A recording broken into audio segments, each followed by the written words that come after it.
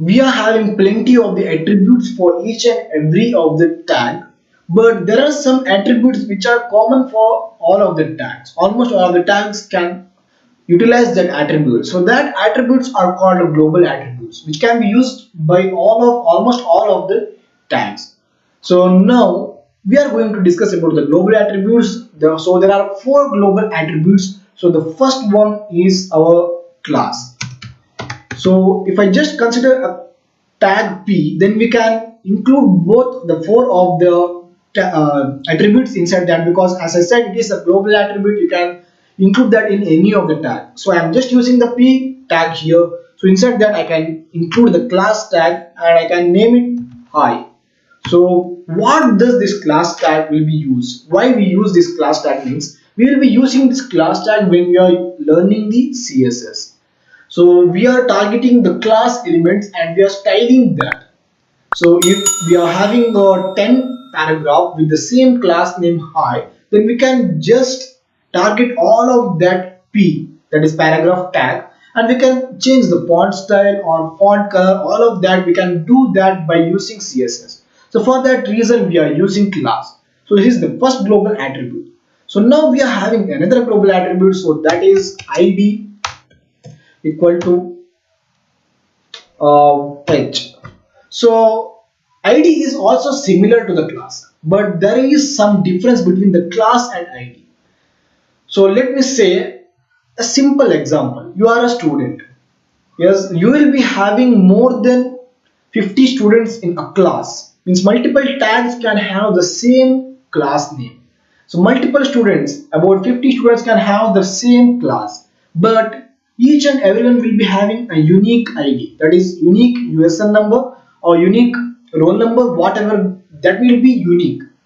So this is the difference between the class. Class is for some of the group of the tags. So more than 10 p tag can have the same class, or p tag and another image tag can also have the same class, but ID is specifically unique for each and every element.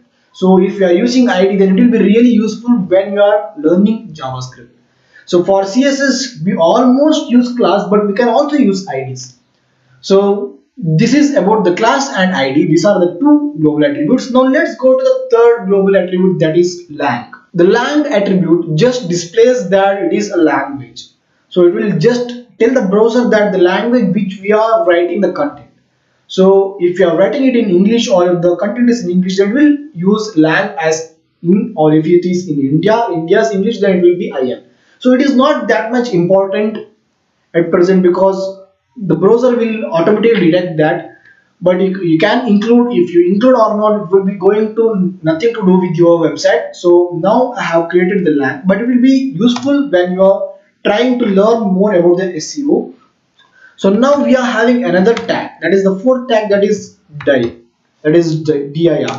So what is this does means it represents the direction in which the browser to read the content. So the English we will be reading from left to right, but there are some languages like Arabic which we which will be reading from the right to left. So for left to right we are using LTR, that is left to right. For right to left, like Arabic language, we are using RTL.